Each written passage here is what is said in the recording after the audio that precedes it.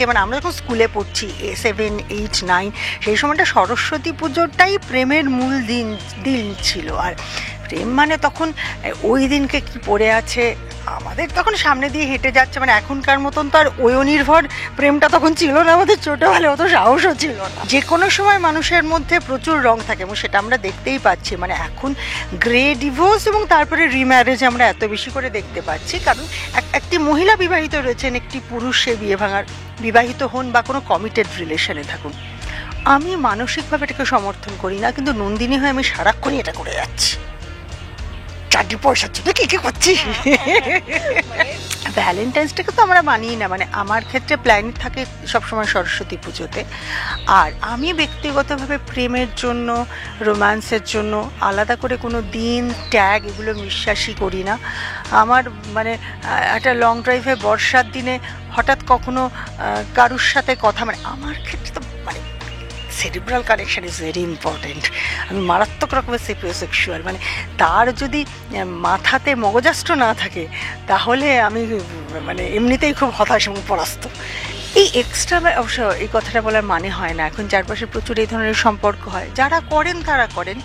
আমি ব্যক্তিগতভাবে এই সম্পর্ক ইজ আ বিগ নো, আমি ভাবতেই পারি না যে যখন একটা মানে, এবং আমি নিজের ক্ষেত্রেও বলতে পারি আমার সম্পর্ক হয়েছে, সম্পর্ক ভেঙেওছে, কিন্তু যতদিন আমি একটা সম্পর্কে থেকেছি, একটা সম্পর্কে থাকাকালীন আমার জীবনে অন্য সম্পর্ক হয়নি।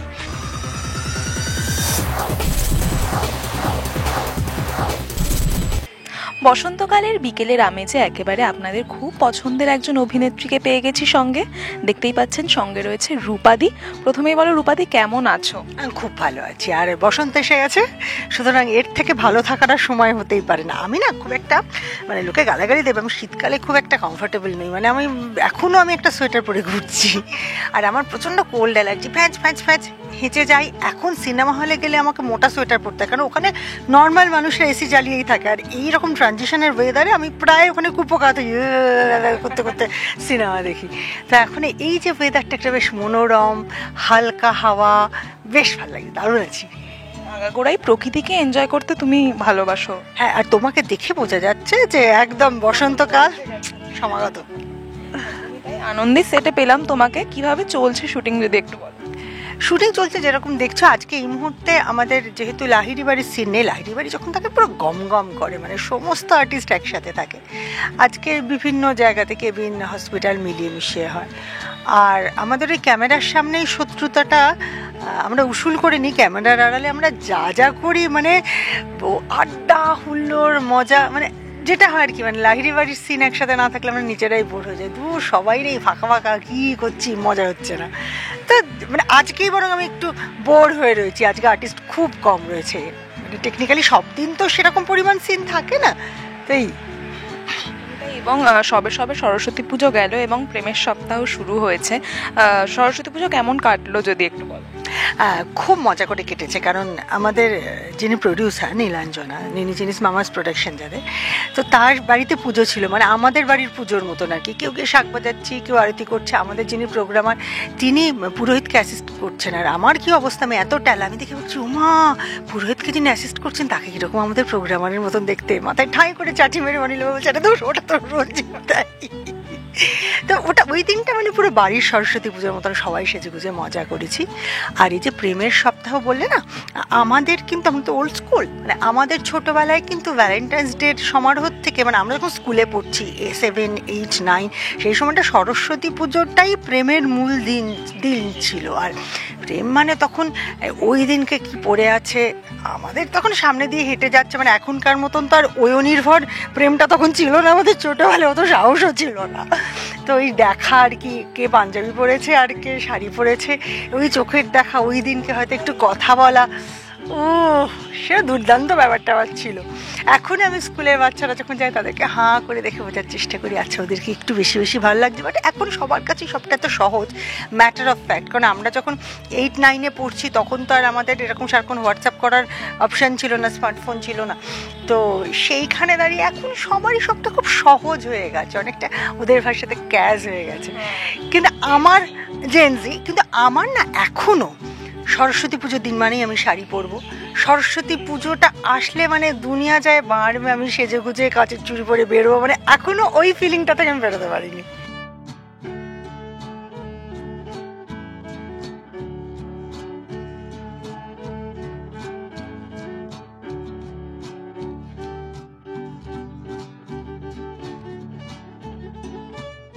নস্টালজিয়াটা কোনোভাবেই রূপাদির থেকে বেরোতে পারে না, মানে নস্টালজিয়া না, মানে রোম্যান্স, প্রেম, ভালোবাসার জন্য তো আবার কি মানে ক্লাস 9 লাগে, সেটা মানে 9 বছর থেকে 99 বছর, যে কোনো সময় মানুষের মধ্যে প্রচুর রং থাকে এবং সেটা আমরা দেখতেই পাচ্ছি। মানে এখন গ্রে ডিভোর্স এবং তারপরে রিম্যারেজ আমরা এত বেশি করে দেখতে পাচ্ছি, কারণ মানুষের মনের কালার্সগুলো, আর আগে যেটা ছিল না সোশ্যাল এম্বার্গোস ছিল, এখন যেহেতু সেটা অতটা কাজ করে না, মানুষ অনেক বেশি expose to the outer world, তাই মানুষ ভেতরের রংটা, ভেতরের ভালো থাকাটাকেও কিন্তু কোথাও খুঁজে নিচ্ছে, কেউ সম্পর্কে নিচ্ছে, কেউ কোনো কাজে নিচ্ছে, কেউ প্রকৃতিতে নিচ্ছে, কিন্তু being colourful is being trendy.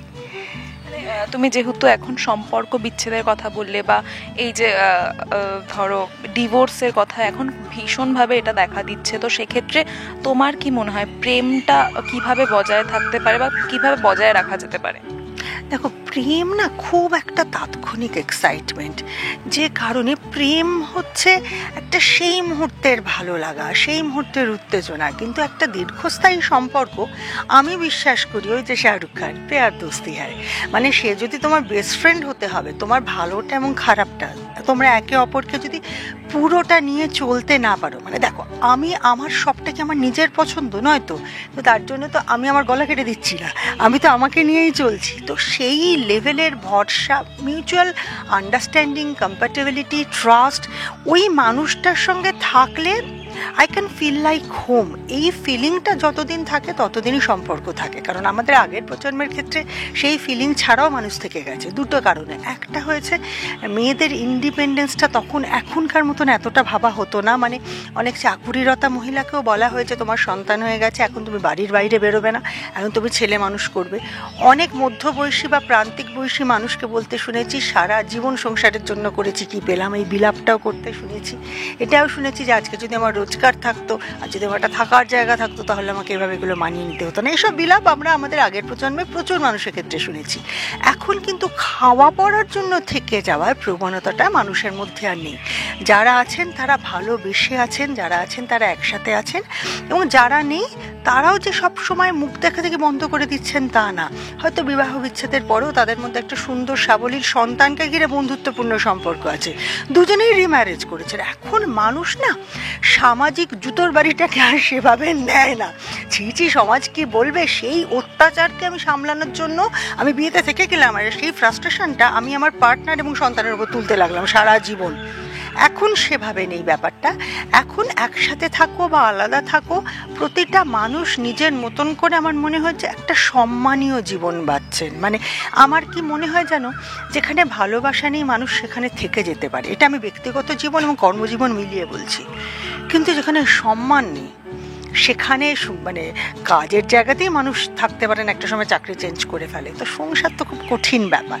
এটা দুপক্ষে, নারী পুরুষ নির্বিশেষেই বলছি। তো সম্পর্ক ভাঙাটা একদিক থেকে যেমন এখন ওই সামাজিক ট্যাবুর জন্য আর আটকায় না, তেমনি আগে যদি কোনো কারণে সম্পর্ক ভাঙতো তাহলে একে অপরকে যা বিষোদ্গার করতো, এখন কিন্তু সেটাও হয় না। অনেক সহজভাবে সম্পর্ক ভাঙে, বিয়ের পরও তাদের মধ্যে একটা সুন্দর বক্তব্য, সুন্দর সম্পর্ক, এবং দুজনেই হয়তো রিম্যারেজ করেছে বা দুজনে নতুন করে সেটেল করেছে, তারাও একে অপরের সঙ্গে দেখা হলে খুব নাইসলি কথা বলে। আমার মনে হয় মানুষ যত বেশি মনুষ্যত্বকে সহজভাবে নেবে, আমার তোমার সঙ্গে একসাথে থাকতে ভালো নাই লাগতে পারে, মানে আমি একটা পায়ে স্টিলেটো আর একটা পায়ে স্নিকার যদি পরি, দুটোই হয়তো ব্র্যান্ডেড, কারোর হয়তো দোষ নেই, কিন্তু আমরা হয়তো খুঁড়িয়ে হাঁটবো। সে খুঁড়িয়ে হাঁটার থেকে এখন সবাই মনে করছে আমরা দু পায়ে পাওয়ারফুলি হাঁটবো। এই যে এত স্পষ্ট কথা বলো রূপাদি, সেটা কিভাবে, মানে আমার গায়ে কাটা দিচ্ছি না, তার একটা কারণ হচ্ছে, স্পষ্ট কথা আমি বলি, একটা হচ্ছে আমি বোধহয় বরাবরই ভয়টা পাই না আর কি, সত্যি কথাটা আমার পেটের মধ্যে গজ করে, মানে আমি নিজের বিরুদ্ধেও খুব স্পষ্ট কথাই, মানে আমি আমার দোষটা খুব স্পষ্টভাবে স্বীকার করে নিতে পারি এবং মেনেও নিতে পারি যে হ্যাঁ এটা আমার ভুল হয়ে গেছে। ভুল অন্যায় সবারই হয়, মানে আমার ওরম কোনো ফলস ইগো নেই যে নিজের ভুল করিনি, গোটা দুনিয়া ভুল করছে, আমি ভাই আমারটা কভার আপ করবো না, ভুল হয়ে গেছে, বুঝতে পারি। আর একটা কি, জীবন জানো তো মানুষকে তো প্রচুর শেখার, এটার সাথে না তোমার বয়সের সম্পর্ক নেই। মানে আমার থেকে আমার মনে হয় যে বাচ্চাটি ফুটপাতে বড় হচ্ছে তার যদি এখন 16 বছর বয়স হয়, সে আমার থেকেও জীবন বেশি দেখেছে, তার অভিজ্ঞতা আমার থেকেও বেশি। আর আমাদের শিক্ষা তো সেটাই শেখায় যে জীবনে আমরা যা যা দেখছি সেই উপলব্ধি, সে আত্মীকরণ যেন আমরা নিজেদের মেধায় মননে করতে পারি, না হলে সে ঘোড়ার ডিমের শিক্ষায় লাভ কি, শুধু বইতে পড়ে ডিগ্রি পাওয়া। সরস্বতী পুজোর কথা যেহেতু বলছিলাম, সরস্বতী পুজোয় একটা বিশেষত্ব হচ্ছে খাওয়া দাওয়া। তুমি কতটা খাওয়া দাওয়া করতে ভালোবাসো? আমাকে দেখে কেউ বিশ্বাসই করে না আমি খাই। আমার সঙ্গে তুমি না থাকলে না ভাবতেই পারবে না আমি খাই। মানে আমি লুচি খাই সপ্তাহে একদিন, মানে সপ্তাহে একদিন কচুরি যা মাছ, নয়তো আমি মরেই যাবো খেতে। মানে শীতকাল মানে পুরো কড়াইশুঁটি কচুরি প্রতি সপ্তাহে। আমি মিষ্টি খাই, মিষ্টি আমি খুব ভালোবাসি না, মানে এমনি মিষ্টি ভালোবাসি না, কিন্তু জিলিপি, তারপরে বড় বড় ফ্রাই করা বোঁদে, সেগুলো আমি প্রচণ্ড ভালোবাসি, দুর্দান্ত ভালোবাসি, আমি সেগুলো খাই। আমি পিৎজাও খাই, আমি সব খাই, কিন্তু কোয়ান্টিটিটা খুব ইম্পর্টেন্ট আমার কাছে। মানে আমি একটা গোটা পিৎজা খেয়ে নেবো না, আমি একটা যদি 6 পিসের পিৎজা হয় আমি তো 2 ট্রায়াঙ্গেলের বেশি খাবো না। আর সেইটা যদি আমি একদিন খাই তার সাথে আমি পেট ভরাবো এতটা স্যালাড দিয়ে, এবার সেটা আমি যেদিন খাচ্ছি পরের দিনের আমার কিন্তু একটা বেলা লিকুইড ডায়েট। এই ক্যালকুলেশন করে আমি খাই, এবং আমি প্রতিদিন ভাত খাই সপ্তাহে 5 দিন। এবং আরও অবাক হয়ে যাবে, আমার সারাদিন শুটিংয়ে কাটে বলে আমি ভাতটা ডিনারে খাই, রাত্রিরে আমি ভাত খাই, ভাত ডাল তরকারি মাছ সব নিয়ে, চাটনি নিয়ে গুছিয়ে আরাম করে রাত্রিবেলা খাই। সেটা মনকে শান্তি দাও আগে, তারপরে সব বাকিটা দেখা। খালি ভাতের পরিমাণটা কিন্তু কম, ভাতটা এইটুকু, ডাল তরকারি, মানে আমাদের কি হয় ভাতটা এতটা, তরকারিটা এইটুকু, আমার ঠিক উল্টো, তরকারি এতটা, ওটা দিয়ে পেট ভরো, ভাতটা অল্প। আর আমি রেগুলার জিমটা, মানে যা খাচ্ছি আজ যা খাই কাল সেটাকে বার্ন করিয়ে দিই। বাঙালি মানেই তো এটা। হ্যাঁ, মানে বার্ন যদি খাওয়া দাওয়া, দেখো যে খায় না সে আমার মনে হয় খুবই একটা ক্রিমিনাল টাইপের মানুষ। যে খেতে ভালোবাসে না তার থেকে নিষ্ঠুর মানুষ পৃথিবীতে হয় না। আমি প্রচণ্ড খেতে ভালোবাসি, কিন্তু কোয়ান্টিটিটা আমি বুঝে যাই, মানে ভালো লাগছে মানে এতটা খেয়ে ফেললাম সেটা নয়। মানে এই যে সন্ধ্যাবেলা এই যে হবে, তারপর যদি আমাদের হিরো সিঙ্গারা নিয়ে আসে তখন আমরা সবাই মিলে বাগবাটোয়ারা করে খেয়ে ফেলি, খাওয়াই আমি আছি। মানে ধারাবাহিকে বদমাশিটা করলেও মানে সেটা মিটে যায়, মানে অফ স্ক্রিনে সেটা হচ্ছে। ধারাবাহিকে বদমাইশি করার জন্য তো প্রডিউসার ম্যাম আমাদেরকে পয়সা দেন, উনি বলেন ওখানে গিয়ে একটু বাজে বাজে ব্যবহার করো শোনা, তাহলে তোমাকে আমি টাকা দেবো। তারপরে আমরা বসে উইথ প্রডিউসার সবাই একসাথে মিলে আড্ডা মারি, হই হই করি, মজা করি, কারণ এটা তো একটা এক্সটেন্ডেড ফ্যামিলি। এবং আমার যেটা মনে হয় যে একটা এবং খুব কঠিন কাজ, মানে সেটা আমাকে ডিরেক্টর বলছিলেনই যে আমরা যখন অনেক সময় সিন করি অনেক সময় খারাপ কথা বলতে হয়, আমি লজিকে পাচ্ছি না, তর্ক করছি, বলছি এটা কেন বলবো, কিন্তু তারপরেও আমাদের কাজ হচ্ছে নিজে ওটা খারাপ লাগছে এটা ফিলিংটা ভেতরে রেখে বাইরে কিন্তু বিশ্বাসযোগ্যভাবে বলা যে হ্যাঁ ওটা নন্দিনী বলছে, কিন্তু মানে রূপার মনে হচ্ছে কি খারাপ, আমি সহ্য করতে পারছি না। আমি নন্দিনীকে এমনি সহ্য করতে পারি না। একজন মহিলা সারা জীবন একটা এক্সট্রা মেন্টালি ঢুকে রাখলে, আরে অন্যের বউ অন্যের বর, তোর কি কেউ জোটে না। মানে আমি ব্যক্তিগতভাবে কোনো বিবাহিত মানুষের সঙ্গে সম্পর্ককে আমি মানসিকভাবে সমর্থন করি না, সে যতক্ষণ সে বিবাহিত সম্পর্কে আছে। তার কারণ আমার মনে হয় যে আমি একটি মেয়ে হিসেবে মনে করি সেই আমার কোনো বিবাহিত পুরুষের প্রতি আকর্ষণ আসাটার কন্ট্রোলটাই তো আমার হাতে আছে, আমি আসতে দেবো কেন? আমি তো তাহলে ধরে নিতে হয় তাহলে সেইটাও খুব জাস্টিফাইড যে কোনো মহিলাকে দেখে কারো যৌন উত্তেজনা হলো সে তার উপর চড়াও হয়ে গেল অ্যানিম্যালের মতন, সেটাও জাস্টিফাইড না। তো তাহলে সংযমটা তো নিচে। একজন ভদ্রলোক বিবাহিত আছেন, তিনি সুখী থাক অসুখী থাক, তিনি একটি ম্যারেজ নামক ইনস্টিটিউশনে আছেন, যতক্ষণ না তিনি সেটা থেকে ভেঙে বেরোচ্ছেন কোনো মহিলার সেই বিবাহিত মানে সেই বিয়ে ভাঙার কারণ হওয়াটার আমার কোনো লজিক আছে মনে হয় না। উল্টোটাও একটি মহিলা বিবাহিত রয়েছেন, একটি পুরুষ সে বিয়ে ভাঙার, বিবাহিত হন বা কোনো কমিটেড রিলেশনে থাকুন, আমি মানসিকভাবে এটাকে সমর্থন করি না। কিন্তু নন্দিনী হয়ে আমি সারাক্ষণই এটা করে যাচ্ছি, চাকরি পয়সার জন্য কি করছি, একদম অপোজিট বলা যেতে পারে, মানে একদম কোনোভাবে কোনো আমি মানে আমি এরকম মানুষ যেন নাও। এইরকম মানুষ সমাজে কোনোভাবে, দুটো মানুষের মধ্যে সম্পর্ক ভাঙার পর তৃতীয় ব্যক্তির সাথে ডেফিনেটলি সম্পর্ক হতে পারে, কিন্তু তৃতীয় ব্যক্তি যদি কারণ হয়ে দাঁড়ায় না, উপলক্ষ হয়ে দাঁড়ায়, আমার সেক্ষেত্রে মনে হয় এটা খুব অনৈতিক, সেটা খুব অসম্মানজনক। মানে আমি কোনো মহিলার সাথে এই অসম্মান করতে পারি না, কোনো পুরুষও আরেকটি, মানে আমি আমার হাজব্যান্ডের সঙ্গে থাকলে আমাদের মাঝখানে ঢুকে আমার হাজব্যান্ডকে অপমান করতে পারেন না। মানে এই এক্সট্রা, অবশ্য এই কথাটা বলার মানে হয় না, এখন চারপাশে প্রচুর এই ধরনের সম্পর্ক হয়, যারা করেন তারা করেন। আমি ব্যক্তিগতভাবে এই সম্পর্ক ইজ আ বিগ নো, আমি ভাবতেই পারি না যে যখন একটা এবং আমি নিজের ক্ষেত্রেও বলতে পারি, আমার সম্পর্ক হয়েছে, সম্পর্ক ভেঙেওছে, কিন্তু যতদিন আমি একটা সম্পর্কে থেকেছি, একটা সম্পর্কে থাকাকালীন আমার জীবনে অন্য সম্পর্ক হয়নি, জীবনে হয়নি। মানে এই অসম্মানটা আমি কখনো নিজেকেও করিনি। তার কারণ হচ্ছে গাছেরও খাবো, তলারও কুড়োবো, এইটার থেকে এটা আমার খুব চিপ লাগে। এটা আমার মনে হয় কোনো আত্মসম্মান যদি কোনো মানুষের থাকে, তিনি কোনো সম্পর্ক থেকে তাহলে বেরিয়ে এসো, বেরিয়ে আসার ঝক্কিটা নাও, দায়টা নাও, ইনসিকিউরিটিটা নাও, তারপরে তৈরি করো, আর নয়তো ওটার মধ্যেই থেকে যাও। কেন আমার কথা শুনে হয়তো অনেকেরই মনে হবে যে কি সাংঘাতিক কথা বলছি, কিন্তু আমি নিজে ব্যক্তিগতভাবে আমি খুব ওই জন্য সোজা সরল এক বক্কা টাইপের মানুষ, যেটা সাদা সাদা, যেটা কালো কালো, গ্রে জোনটা আমি খুব ভালো বুঝতে পারি না। আবার এটা আমি কখনো বলবো না, কেউ যদি কোনো একটি বিবাহিত সম্পর্কে বা একটা কমিটেড সম্পর্কে খুব অসুখী থাকে, সে যে কোনো মূল্যেই সেখানে থেকে যাবে, এটাও আমি মানি না। কারণ নিজেকে ভালো রাখার দায় আছে। আমি যদি তোমার সাথে প্রতি মুহূর্তে খারাপ থাকি, আমি তোমাকে দেখলেই যদি আমার বিরক্ত লাগে, তাহলে তুমি জানবে আমি আমার সাথেও ঠিক করবো না, আমি তোমার সাথেও ঠিক করবো না। তখন কিন্তু সেটা থেকে ভেঙে বেরোনোকে আমি 100% সমর্থন করি। সত্যি কথা বললে। এবং সামনে ভ্যালেন্টাইন্স ডে, আলাদা করে কোনো প্ল্যান আছে? ভ্যালেন্টাইন্স ডেকে তো আমরা মানি না, মানে আমার ক্ষেত্রে প্ল্যান থাকে সবসময় সরস্বতী পুজোতে। আর আমি ব্যক্তিগতভাবে প্রেমের জন্য, রোম্যান্সের জন্য আলাদা করে কোনো দিন ট্যাগ এগুলো বিশ্বাসই করি না। আমার মানে একটা লং ড্রাইভে বর্ষার দিনে হঠাৎ কখনো কারুর সাথে কথা, মানে আমার ক্ষেত্রে তো মানে cerebral connection is very important. আমি মারাত্মক রকমের সেপিওসেক্সুয়াল, মানে তার যদি মাথাতে মগজাস্ত্র না থাকে তাহলে আমি মানে এমনিতেই খুব হতাশ এবং পরাস্ত। তাই ভ্যালেন্টাইন্স ডে বলে আলাদা করে একদমই প্ল্যান নেই। তবে হ্যাঁ, আমার কয়েকটা জিনিস খুব ভালো লাগে। আমার মনে হয় যে প্রত্যেকটা মানুষ যদি নিজের কালারটা নিজের মতন করে এনজয় করেন, ভ্যালেন্টাইন্স ডে যদি সত্যি প্রকৃত অর্থে প্রতিটা মানুষ নিজের অনুভূতিটাকে বোঝার জন্য ব্যবহার করে, খুব ভালো। তো ইমপ্রেস করার জন্য, 4টে ব্র্যান্ড প্রমোশনের জন্য যদি একে অপরকে ওই সেই মুহূর্তে কি ব্র্যান্ডের গিফট দিল সেইটা গণনা করে, তাহলে সেই প্রেমে আমার বিশ্বাস নেই। মানে একটা হীরের আংটি আর একটা ভালো সাহিত্যিকের বই, তার মধ্যে যার মনে হবে যে দামের নিরিখের জন্যই একমাত্র হীরের আংটিটা পাওয়ার মানে আছে, ভালো বইটার কোনো ভ্যালু নেই, তো সেই প্রেমে আমি বিশ্বাস করি না। যার বই পড়তে ভালো লাগবে তার বই পড়তে ভালো লাগতে পারে, যার আংটি পড়তে ভালো লাগবে সে হীরের কেন, সে খুব ভালো এমনি আমেরিকান ডায়মন্ডের আংটি পরেও সে খুব খুশি থাকবে।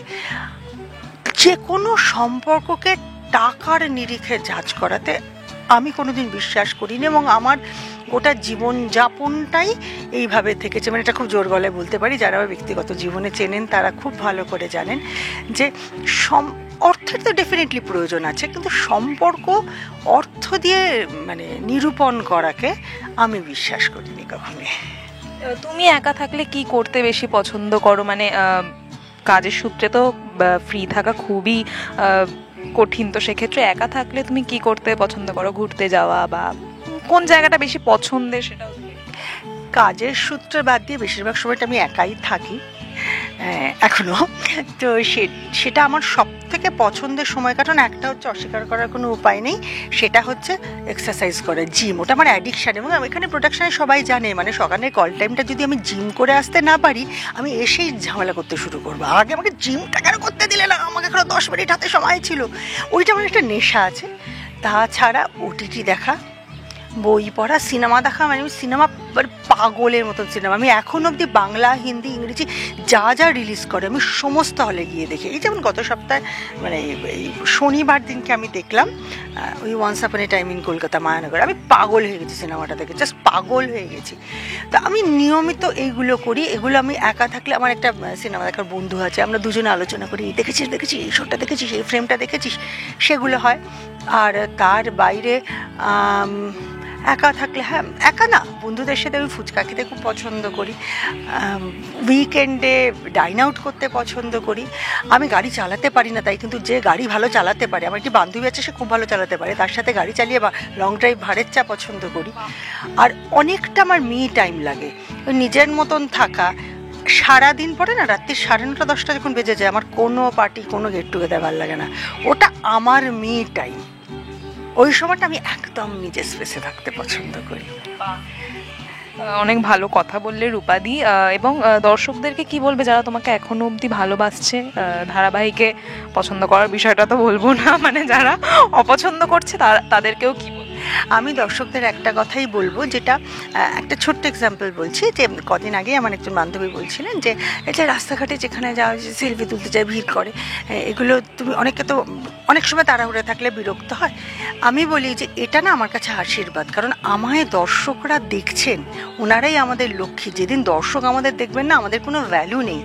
তো দর্শকদের কাছে এটাই বলবো, দুষ্টু রোল করি, ভালো রোল করি, যে রোল করি ওটা তো আমার কাজ। বিভিন্ন চরিত্র দর্শকদের সামনে তুলে দেওয়া, সেটাই আমাদের কাজ।